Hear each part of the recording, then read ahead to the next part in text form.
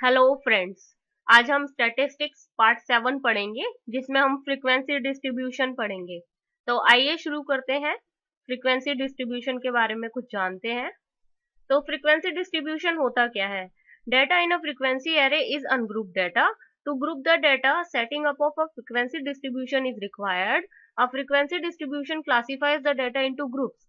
अब frequency distribution क्या करता है? ये डेटा को ग्रुप्स के अंदर क्लासिफाई कर देता है।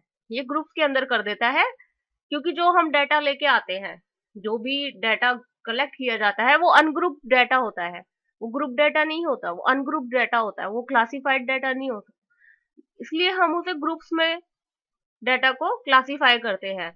It is simply a table in which, ये होता क्या है ये बताया जा रहा है। ये एक टेबल होता है जिसमें data are grouped into classes, जिसमें डेटा को क्लासेस में ग्रुप्ड कर दिया जाता है, क्लासेस में बना दिया जाता है। And the number of cases which fall in each class are recorded. अब देखिए क्लासेस में कैसे बनाया जा सकता है। जैसे एनिमल ले लिया आपने, कार्निवोरस और हर्बीवोरस। ये आपने क्या किया? आपने क्लासिफाई कर दिया अब इस डेटा को। अब कार्निवोरस एनिमल्स के नाम लिखने लग जाइए और हर्बीवोरस एनिमल्स के नाम लिखने लग जाइए। तो ये हम क्या कर रहे हैं? क्लासिफाई कर रहे हैं डेटा को, ग्रुप कर रहे हैं क्लासेस के अंदर, ग्रुप कर रहे हैं क्लासेस के अंदर। ठीक है। और फिर उसको उसको एनालाइज कर रहे हैं। तो फ्रीक्वेंसी डिस्ट्रीब्यूशन में यही किया जाता है। It shows the frequency of occurrence of different values of a single phenomenon. Frequency distribution is constructed for three main reason. किस लिए कंस्ट्रक्ट किया जाता है? इसके तीन कारण होते हैं। तीन कारण क्या क्या है? To facilitate the analysis of data, to estimate frequencies of the unknown population distribution from the distribution of sample data, and to facilitate the computation of various statistical measures. अब रॉ डेटा कैसे होता है? जैसे कि आपके पास ये 30 मजदूर है और ये 30 मजदूरों के हर मजदूर की ये डेली वेजेस लिखा हुआ है, पर डे वो कितना कमाते हैं वो लिखा हुआ है। The statistical data collected are generally raw data or ungroup data. अब आप देख लीजिए कि कैसा होता है अनग्रुप डाटा। कैसा होता है मतलब उसने एक, आप ही है, आप स्टेटिस्टिकल इन्वेस्टिगेटर है, आपको कहा गया कि आप मजदूरों का डेली वेजेस देखिए कि किसका कितना है। तो आपने ये रिकॉर्ड किया, ये आपकी रिकॉर्डिंग्स है। तो आप रिकॉर्ड करेंगे तो ऐसे ही करेंगे ना कि पहला जो मिल गया बंदा उसका इतना है, फिर दूसरे का इतना है, तीसरा जो मजदूर है वो इतना है। ऐसे ही रिकॉर्ड करेंगे ना। तो स्टैटिस्टिकल इन्वेस्टिगेटर ने ऐसे रिकॉर्ड किया। तो ये 30 मजदूरों की पर डे, आप कह सकते हैं पर डे वेजेस है, डेली वेजेस है फैक्ट्री में। The above figures are nothing but a raw और अनग्रुप डाटा। अब अनग्रुप डाटा ऐसा ही होता है। जो रॉ डाटा मतलब जो वेरी फर्स्ट आपने कलेक्ट किया, वेरी फर्स्टली वो रॉ डाटा हो गया।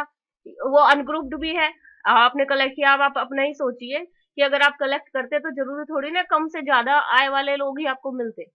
आप तो किसी को भी देख रहे हैं कि आप उनको पूछ रहे हैं आपकी पर डे सैलरी कितनी है, पर डे वेजेस कितनी, आप लिखते जा रहे हैं अपने रजिस्टर में। And they are recorded as they occur without any pre consideration. वही मैंने अभी आपको बताया।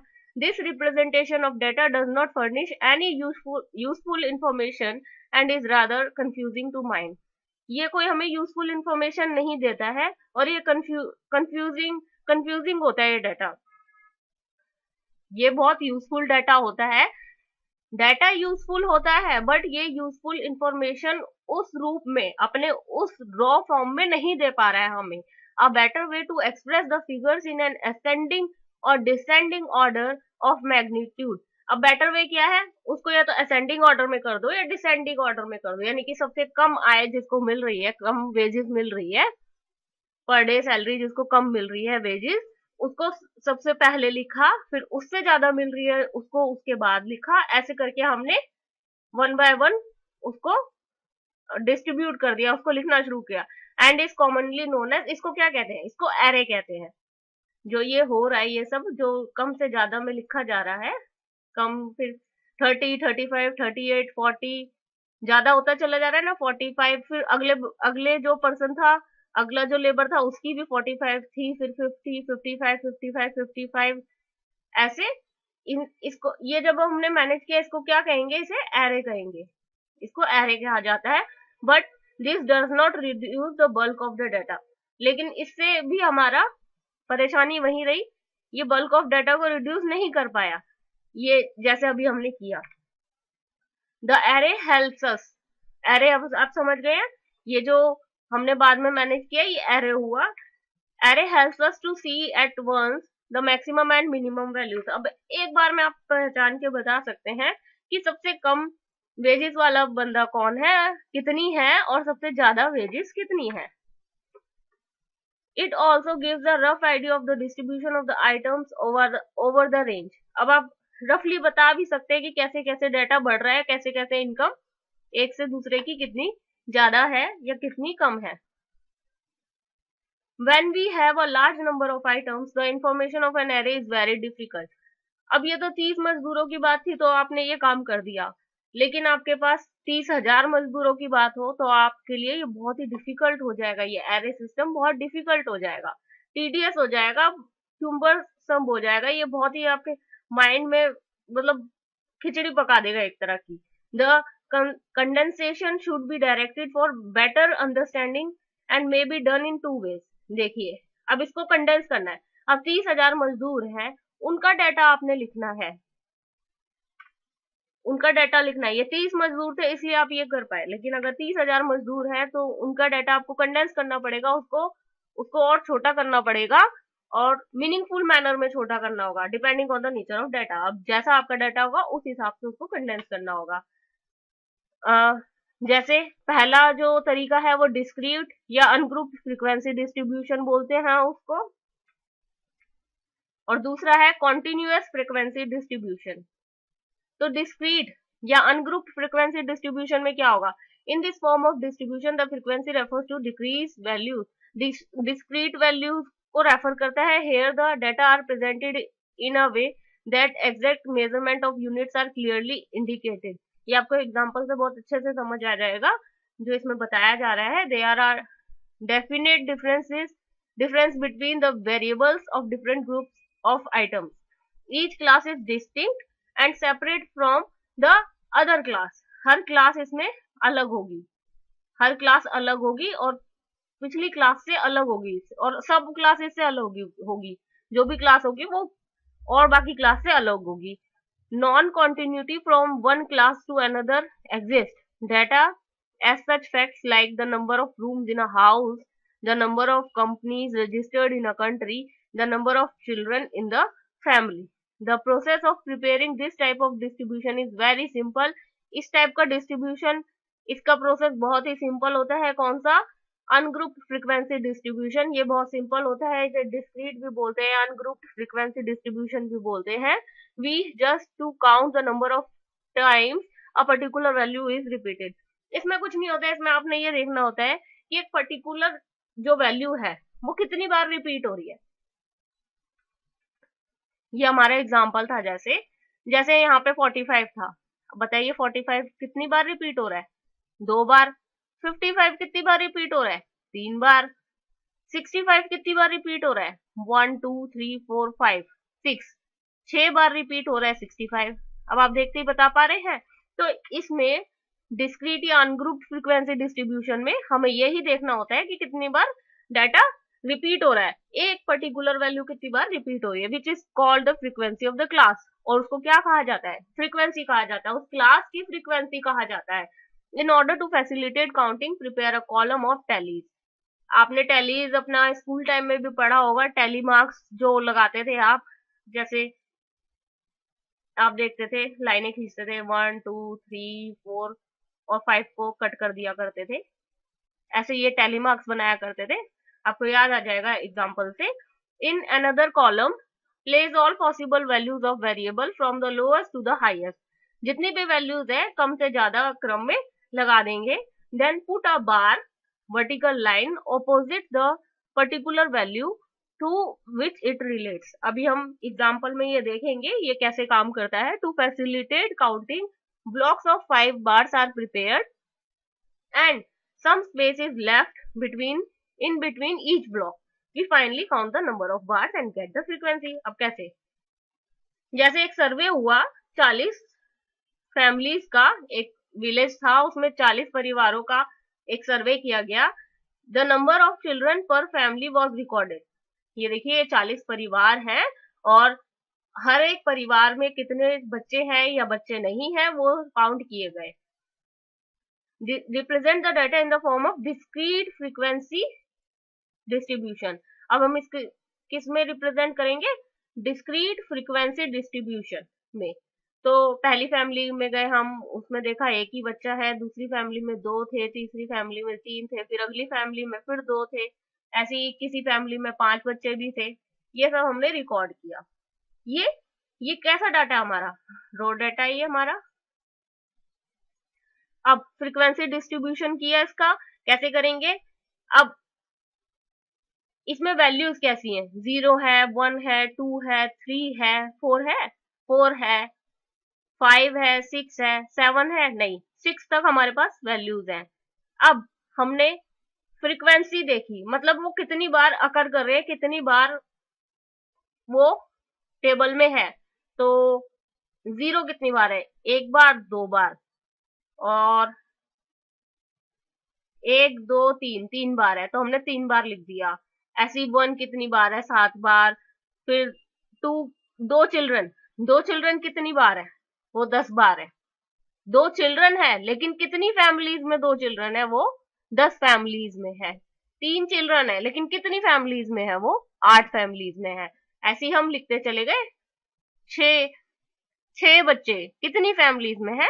2 फैमिलीज में है. तो हमारे पास कितने परिवार होने चाहिए टोटल? इन सब का टोटल कितना आना चाहिए? 40.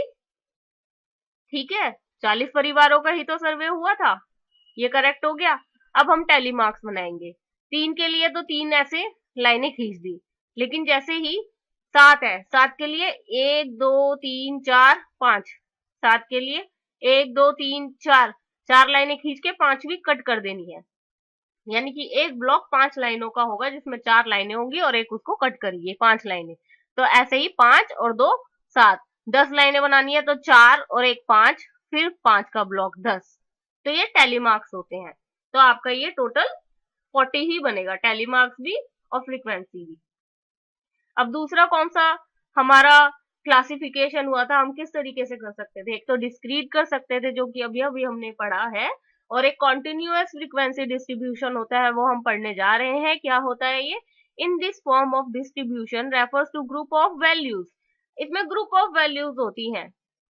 अभी हम पढ़ेंगे ग्रुप ऑफ वैल्यूज कैसे होती है.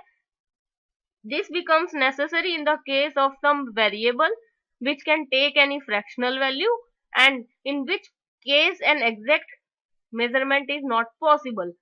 जिसमें एग्जैक्ट मेजरमेंट पॉसिबल नहीं है उसमें हम क्या करते हैं? कॉन्टिन्यूअस फ्रीक्वेंसी टेबल का हम यूज करते हैं. अभी हम करके देखेंगे इसको कैसे यूज करते हैं. Hence a discrete variable can be presented in a form of continuous frequency distribution. जैसे वेज डिस्ट्रीब्यूशन ऑफ 100 एम्प्लॉयज. अब एक फैक्ट्री है उसमें 100 एम्प्लॉयज है. एक कंपनी है, फैक्ट्री बोल दीजिए, कंपनी बोल दीजिए, उसमें 100 कर्मचारी हैं.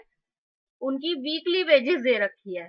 अब 100 कर्मचारी हैं तो उनके अलग अलग तरीके से काम करते तो अलग अलग उनकी वेजेस है. हम 100 कर्मचारी है, आप ये मान लीजिए 100 के 100 कर्मचारियों की अलग अलग सैलरी है. तो जिनकी डेली वीकली वेजेस 50 और 100 के बीच में है, उन वो हमें नंबर ऑफ एम्प्लॉयज लिखने हैं उसमें. तो उसमें कितने थे? 4 एम्प्लॉयज. अब देखिए यहाँ पे भी 100 है, यहाँ पे भी 100 है. तो हम क्या करेंगे? 50 से 99 तक कंसीडर करेंगे. अगर किसी की वीकली वेजेस 100 है तो वो इस स्लॉट में आएगी 100 to 150 में. किसी की, और ये कहाँ तक कंसीडर किया जाएगा? 100 to 150 नहीं. अगर किसी की 150 डेली वीकली वेजेस है तो वो 150 इस स्लॉट में कंसीडर किया जाएगा. यहाँ तो 149 तक ही कंसीडर किया जाएगा. अगर सेम वैल्यू नीचे भी आ जाती है तो ऊपर वाले में एक कम कर देते हैं. तो हमने ऐसे देखा नंबर ऑफ एम्प्लॉयज यहाँ पे 100 आ गया. अब नेचर ऑफ क्लास कैसा होता है? वो हमने यहाँ तक पढ़ लिया कि किस किस तरीके से फ्रीक्वेंसी डिस्ट्रीब्यूशन में उसे प्लेस कर सकते हैं। ये एक छोटा अभी छोटे तरीके से बताया गया है, लेकिन ये बहुत यूजफुल है और आगे इसकी बहुत जरूरत पड़ेगी आपको, और एग्जाम में क्वेश्चन पूछे जाते हैं उसमें से। नेचर ऑफ द क्लास, अब क्लास का अब हम देखेंगे उसमें क्या क्या होता है। क्या उसमें क्लास लिमिट होती है, हाँ, क्लास इंटरवल होता है, मिड वैल्यू और मिड पॉइंट होता है, क्लास फ्रीक्वेंसी होती है। तो हम देखेंगे वो क्या क्या होता है।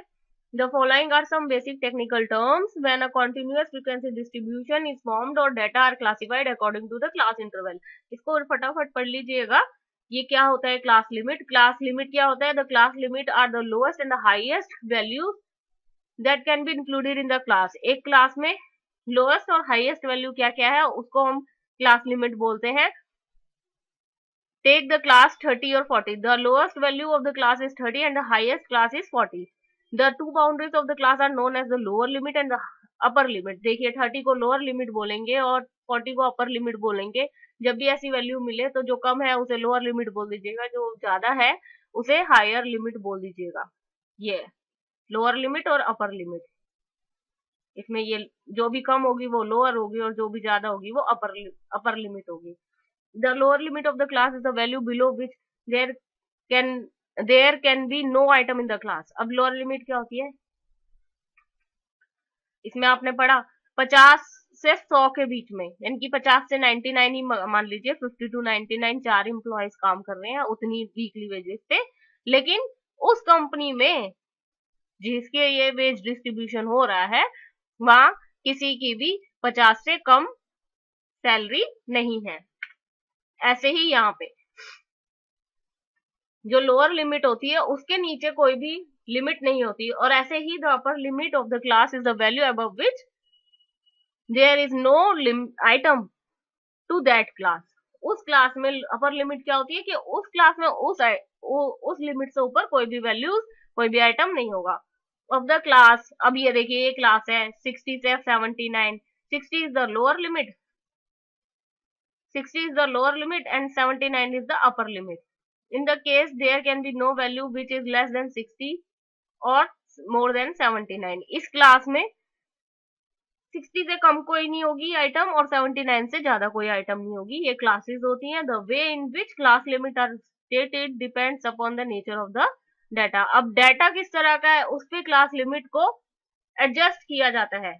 जैसे कि क्लास में मार्क्स मिल रहे हैं 0 to 100 मार्क्स का एग्जाम था, तो आपका 0 to 100 नेगेटिव मार्किंग नहीं है उसमें उस एग्जाम में, तो आप कैसे उसको करेंगे? तो ये हमारा नेचर ऑफ द डाटा पे डिपेंड करता है कि आपकी क्लास लिमिट किस तरीके की बनेगी। जैसे आपने फिर उसमें बना दिया class limit 0 to 9, 10 to 19, 20 to 29, आपने ऐसे करके बनाया। तो ये जैसे एग्जाम था तो 0 to 100 मार्क्स उसमें मिल सकते थे स्टूडेंट्स को, तो आपने उस तरीके से बना दिया। तो किस तरीके का डाटा आपके पास उस पे डिपेंड करेगा कि आपकी क्लास लिमिट क्या बनेगी। आप खुद भी बना सकते हैं। In statistical calculation lower limit is denoted by L. Lower limit को एल से डिनोट करते हैं और अपर लिमिट को यू से। क्लास इंटरवल जिसको स्मॉल आई से रिप्रेजेंट किया जा रहा है, class interval may be defined as the size of each grouping of data। देखिए क्लास इंटरवल क्या होगा, इसमें आप एग्जांपल देखिए 50 to 75 है, 75 to 100 है, ये क्लास लिमिट हो गई। और क्लास इंटरवल क्या है, मतलब interval each grouping begins with the lower limit of the class interval and ends with the lower limit of the next succeeding class interval. It is called the class width. इसको class width कहा जाता है। Next mid value या इसे MV से represent किया जाता है। जो सेंटर पॉइंट होता है क्लास इंटरवल का उसे मिड वैल्यू या मिड पॉइंट कहा जाता है। It is found out by adding, देखिए अपर लिमिट और लोअर लिमिट को प्लस कर दीजिए और डिवाइड बाय 2 कर दीजिए तो आपका मिड वैल्यू आ जाएगी। जैसे कि ये आपका क्लास इंटरवल था 20 और 30 का, तो उसमें आपने ये ऐड किया और फिर डिवाइड बाय 2 किया तो 25 आपके पास क्या आ गया, ये मिड वैल्यू आ गई है, mid value. class frequency, number of observation falling within a particular class interval is called a frequency of that class. अब आपका जो भी क्लास इंटरवल है, क्लास इंटरवल के बीच में जितनी भी वैल्यूज आ रही हैं आपकी, नंबर ऑफ पर्सन है इस केस में, या कुछ भी ले सकते हैं, नंबर ऑफ आइटम्स, कुछ भी आ रहा है इस इसमें, तो इसे फ्रीक्वेंसी कहा जाता है। इस कॉलम में नंबर ऑफ पर्सन, मतलब जो भी वैल्यू उस पर्टिकुलर क्लास इंटरवल में कितने लोग या कितनी आइटम्स एग्जिस्ट कर रही हैं, वो फ्रीक्वेंसी होता है। Let us consider the distribution of weight. आप देख लीजिए, ये वेट है 30 से 40 तक, कितने लोगों का है? 30 से 40 के बीच में 25 लोगों का वेट है, 25 पर्सन एग्जिस्ट कर रहे हैं 30 to 40 वेट के बीच में। तो ऐसे ही क्लास इंटर, ये फ्रीक्वेंसी कहलाता है हमारा। In the above example the class frequency are 25, 53। अब देखिए 25, 53, 77, 95, 80, 60, 30, ये सब फ्रीक्वेंसी है। मतलब इतने लोग एग्जिस्ट कर रहे हैं इतने इतने इंटरवल में। The total frequency is equal to 420। अब टोटल फ्रीक्वेंसी कितनी हुई, मतलब जितने लोग होंगे उस कंपनी में उतनी फ्रीक्वेंसी निकल जाएगी। वो तो बता रहे, डिस्ट्रीब्यूशन कर दिया उसने, हमें मोर रीडेबल फॉर्म में दे दिया, मोर एनालाइजिंग फॉर्म में दे दिया हमें डेटा को। The total frequency indicate the total number of observation considered in the frequency distribution. Thanks for watching this video. अगर आप ऐसे ही स्टैटिस्टिक्स के वीडियो की जानकारी चाहते हैं तो आप मेरे YouTube चैनल को सब्सक्राइब कीजिए। जैसे ही मैं नया वीडियो डालूंगी आपके पास उसकी इंफॉर्मेशन पहुंच जाएगी आपके ईमेल पे, free of cost. Your success is our aim. Thanks for watching this video. Bye bye.